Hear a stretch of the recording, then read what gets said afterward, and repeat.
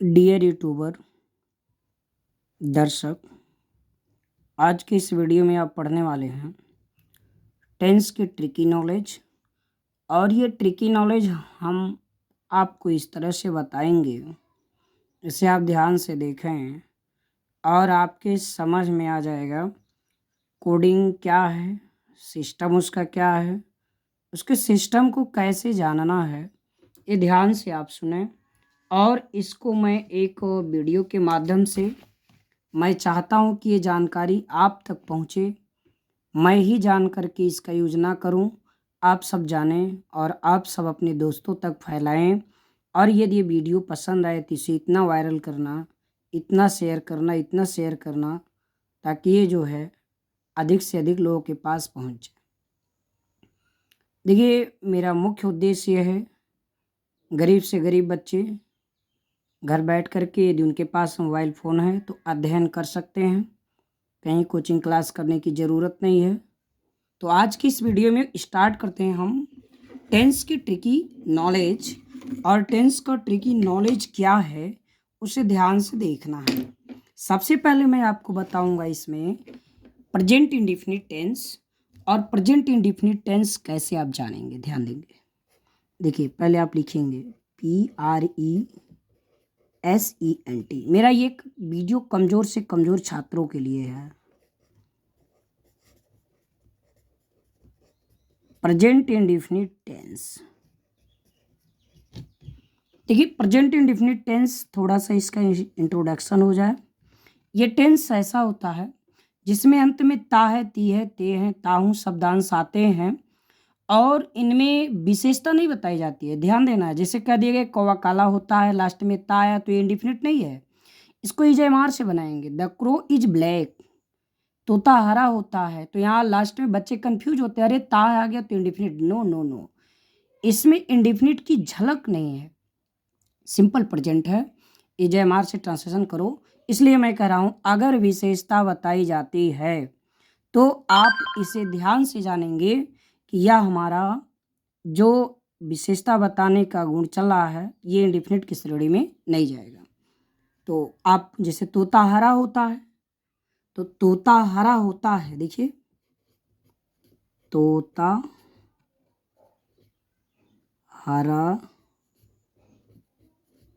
होता है।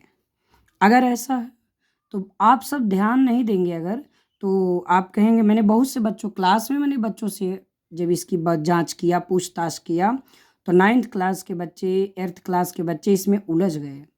यहाँ तक कि इंग्लिश मीडियम के बच्चे भी इसमें कंफ्यूज हो जाते हैं और ये ट्रांसलेशन में जानते हैं ता आ गया तो इंडेफिनिट का ही गुण फार्मूला लगाते हैं, तो ये इंडेफिनिट की श्रेणी में नहीं जाएगा। ये इसमें विशेषता बताई जाती है। हरा शब्द तोते की विशेषता बता रहा है। इस कंडीशन से प्रेजेंट इंडेफिनिट नहीं होगा। टेंस तब होगा जब उसमें कोई एक्शन हो या कोई हैपन हो, कोई घटना घटित हो, कोई एक्शन हो या तो कोई घटना घटित हो। ठीक है, देखिए इंग्लिश में प्रेजेंट इंडेफिनिट की पहचान ध्यान देंगे, बहुत आसान। प्रेजेंट इंडेफिनिट टेंस की पहचान इंग्लिश सेंटेंस में, किस सेंटेंस में? इंग्लिश सेंटेंस में। हमारे इस वीडियो को इंग्लिश मीडियम के बच्चे अगर जाने हैं तो अति उत्तम उनके लिए है, क्योंकि इंग्लिश मीडियम के बच्चों के लिए समस्याएं होती हैं, टेंस में उलझते हैं और उन्हें हिंदी में डिटेल जानकारी नहीं दी जाती है और वो इंग्लिश पढ़ तो लेते हैं लेकिन जानकारी नहीं करते कि अनुवाद ये किस टेंस से करना है। तो देखिए, इंग्लिश सेंटेंस आप कैसे पहचाने? अगर सेंटेंस में आपको 3 ट्रिक ध्यान रखना है। First trick, step first. Step first कहता है अगर वर्ब में फर्स्ट फॉर्म, सेंटेंस में V1 का फर्स्ट फॉर्म आता है, कौन सा फॉर्म? फर्स्ट फॉर्म अगर आता है तो ये आपका प्रेजेंट इंडेफिनिट का सेंटेंस होगा। जैसे आई गो, ठीक, यू रीड, दे प्ले। देख लीजिए, ये सब वर्ब के फर्स्ट फॉर्म है। समझ में आ गया? तो प्रेजेंट इंडेफिनिट का है। आई गो मैं पढ़ता हूँ, सॉरी आई जाता हूँ, यू रीड तुम पढ़ते हो, दे प्ले वे खेलते हैं। ठीक है, आई गो मैं जाता हूँ, आई रीड मैं पढ़ता हूँ, आई स्पीक मैं बोलता हूँ, यू स्पीक तुम बोलते हो, ठीक है ना। दे प्ले वे खेलते हैं। इसके आगे ऑब्जेक्ट भी लगा दीजिए। आई गो टू स्कूल मैं विद्यालय जाता हूँ, यू रीड द बुक तुम किताब पढ़ते हो। ऐसे तमाम सेंटेंस आप बना सकते। मैं थोड़ा सा कंजक्शन दे देखिए। अब दूसरी चीज, second step, step number second. Second step कहता है अगर वहां वर्ब में एस या ईएस नजर आ जाए, किसके साथ, वर्ब के साथ, ध्यान देना है। अगर वर्ब के साथ यस या ईएस नजर आ जाए तो इन कंडीशन में प्रेजेंट इंडेफिनिट टेंस होगा। एक स्टेप और बताना है, ध्यान देंगे, last third step, very important, last step. अगर आपको वर्ब में अगर सेंटेंस में, कहाँ पर, सेंटेंस में डू नजर आए या डज नजर आए, डू नजर आए या डज नजर आए, तो इस कंडीशन में आप कहेंगे प्रेजेंट इंडेफिनिट का सेंटेंस है। क्या आपके समझ में आ गया? प्रेजेंट इंडेफिनिट की कोडिंग आपको मैंने दे दिया और आप इन तीन चीज को याद करके अपने क्लास में तहलका मचा सकते हैं इस तीन टेक से। ये है, यानी आप इंडेफिनिट पहचान लेंगे, कोई समस्या नहीं। इनको ध्यान देना है। कैसे? जैसे देखिए यस या यस वाला क्या, जैसे ही गोज, ठीक ना, सी रीड्स, ही सीट और एक वचनकर्ता के साथ वर्ब में एस या एस लगाया जाता है। आई यू वी दे और बहुवचनकर्ता के साथ वर्ब में एस या एस नहीं लगाया जाता है। बाकी डिटेल नॉलेज और लेनी है इस टेंस की तो हमारे यूट्यूब चैनल पर सर्च करिए present indefinite by Lalchand sir, आपको पूरी डिटेल नॉलेज मिल जाएगी और आप उस कैटेगरी में पहुंच जाएंगे जहां आपको सेंटेंस का कोई समस्या नहीं होगा।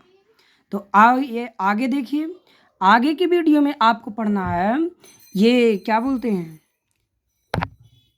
पास्ट इंडेफिनिट की ट्रिक, वो भी बहुत ध्यान से देखिए। किसका पढ़ना है? एक तो आप पढ़ चुके, दूसरा पास्ट तो भाई इससे कई गुना आसान है, थोड़ा सा और समय दीजिए। देखिए past indefinite, past indefinite tense, इसके पहचान बहुत आसान है। जैसे यहाँ है हो हूँ को प्रेजेंट कहते हैं, मैंने अपने बच्चों को कई बार पढ़ाया है। है हो हूँ को प्रेजेंट कहते हैं, था थे थी या ये ई को पास्ट कहते हैं और गा गे गी को फ्यूचर कहते हैं। इस बात को ध्यान में रखना है।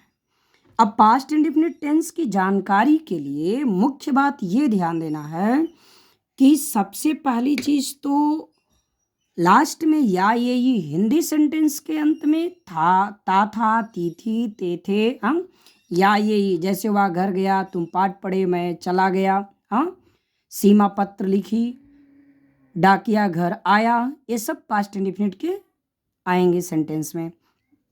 लेकिन हिंदी की गोली मारो, आज हिंदी को कौन पूछ रहा है, सब इंग्लिश मीडियम की ओर जा रहे हैं। तो देखिए इंग्लिश मीडियम में मेन चीज पहला स्टेप में इसके तो भाई आपके 2 ही स्टेप से सब समझ जाएंगे। स्टेप 1, स्टेप 2, आपको 2 स्टेप में मैं इसको खत्म कर दूंगा। देखिए स्टेप 1, फर्स्ट चीज, अगर आपको V2 नजर आए, सेकेंड फॉर्म ऑफ वर्ब, यदि ये नजर आता है तो आपका सेंटेंस पास्ट इंडेफिनिट टेंस का अफर्मेटिव होगा। क्या होगा?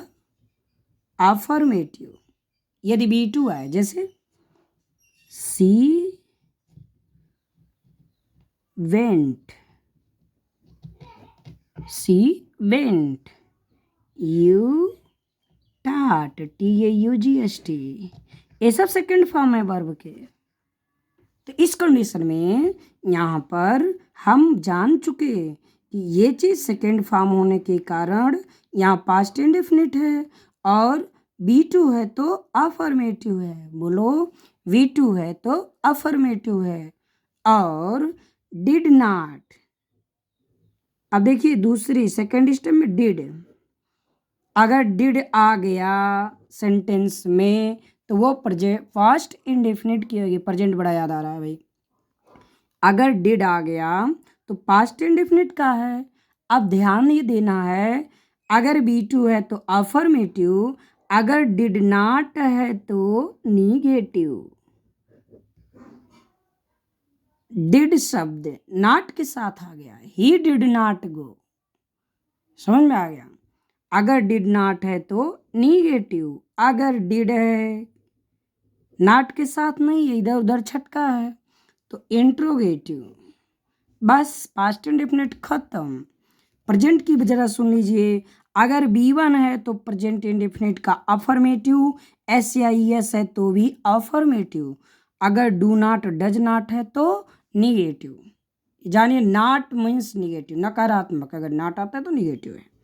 तो इस कंडीशन में आज के वीडियो में मैंने एक छोटे से वीडियो में आपको हमने पास्ट और प्रेजेंट दो टेंस की डिटेल नॉलेज और ट्रिकी नॉलेज दिया।